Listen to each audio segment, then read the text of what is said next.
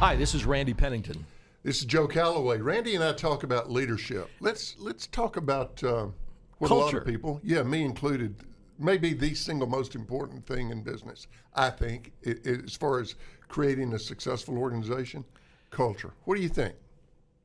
Here's what I've learned over 30 plus years of experience. The culture always wins. Yeah. However you look at it.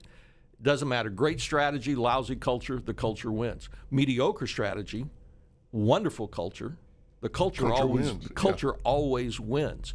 And so building culture, I think, is one of the CEOs, one of the leaders, if you lead a team or a company or whatever, it's one of the most important things you can do. If you're a leader, particularly if you're the CEO, you are, my opinion, you are the leader, the defender, the champion of the culture. And that, I would submit, is your core responsibility. Which, if you follow that logic, and I do, that means the CEO is the chief culture officer. Exactly.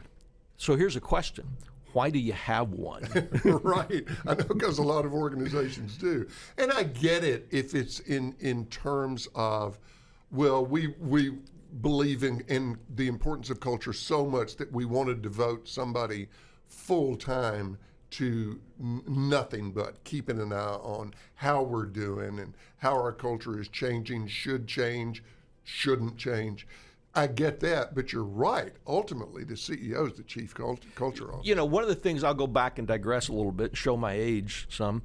Years ago, when companies were starting the quality movement, I would always go in and say, who's responsible for quality? Mm-hmm. And I could always tell what's going to be a great company because they would say, oh, it's this person. That's our chief quality officer.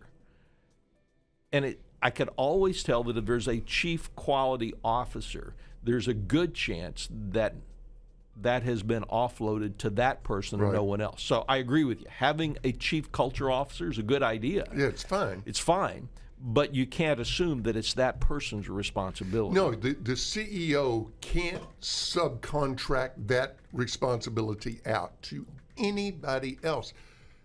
I don't care how you cut it, you just can't. It's such a responsibility. And what I see, and I know what you've seen, are people that give lip service to culture, and yet they don't have a culture by design. They don't have an intentional culture. Yeah, they do have a culture. Oh, they have a culture. You can't not have a culture. Right. I had a CEO, after I talked about culture once, he came up to me, he said, you know, I agree with you. He said, we got to go back and get a culture.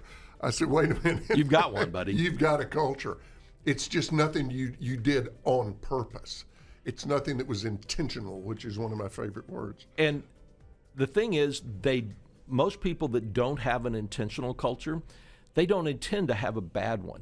No. Nobody says, we want this place to be terrible. Yeah. No. What they end up doing, to go back to your word, is they fail to develop the intentional habits. And that, to me, that's what a culture is. It's the habits of your organization displayed over time. It's how we behave. It's how we behave. With ourselves it's how and we others. Perform. But it's not just relationship. It's also about quality. It's Absolutely. about performance. It's about everything, and everything that you do becomes a habit that you do. And here's what can kill a culture. If two people are walking down the hallway after their break and they look at the poster on the wall that has all the list of the values, and they stop and they look at value number 4 and they say, if that's true, how come she's still working here? Well, you may as well take the poster down because it's doing more harm than good. If you throw all this stuff and say, this is who we are, but not really. So one of the ways that you build a good culture is by who you decide to get rid of. Exactly. I think the other way that most people miss or don't give enough emphasis on is who you decide to hire. Yeah.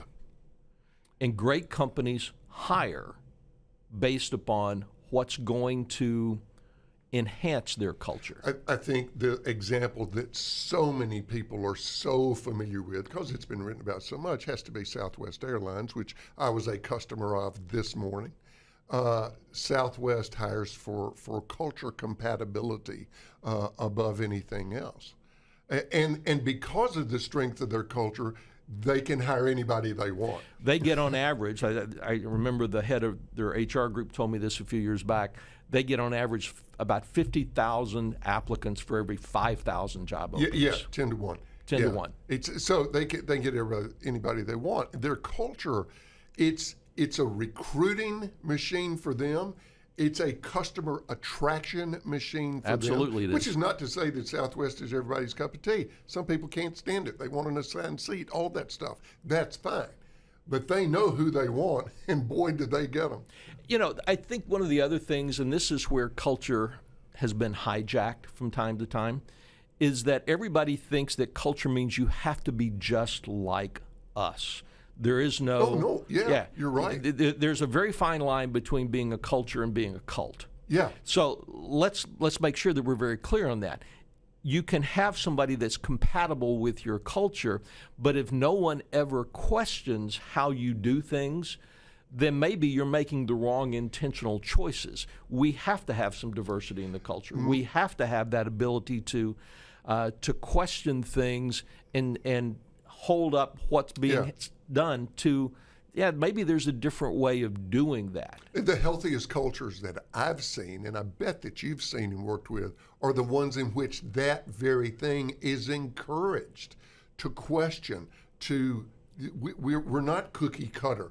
We've brought in all kinds of different people as a strength with all those diverse opinions and perspectives. And that's a cultural thing in and of itself. You know, years ago, I wrote this book called Results Rule. Yep. And I talked about 6 choices that great companies make to have a culture that's, the word then was blow the competition away. Yeah. The number one, very first choice, is they value candor and honesty. Yeah. They value people who will come in and tell them the truth about what's going on and challenge the truth. And because that sort of candor, that sort of honesty keeps you from getting caught up in your own, chasing your own self down the rabbit hole. It does. And I would think, speaking for us, I think one of our challenges to you is to take some time to think about how intentional you are about your culture. There's resources everywhere. Randy's written about it. I've written about it. There's a lot out there that can help you build a great culture, and we would encourage you to give not just some thought to it, but a whole heck of a lot of thought to it. And as you're doing that, think of all the different levers that you have that drive those habits to develop that culture. To you fire, to you hire, to you promote. It's everything about what you do focuses on that. Important stuff, maybe the most important stuff. We'll talk to you next time.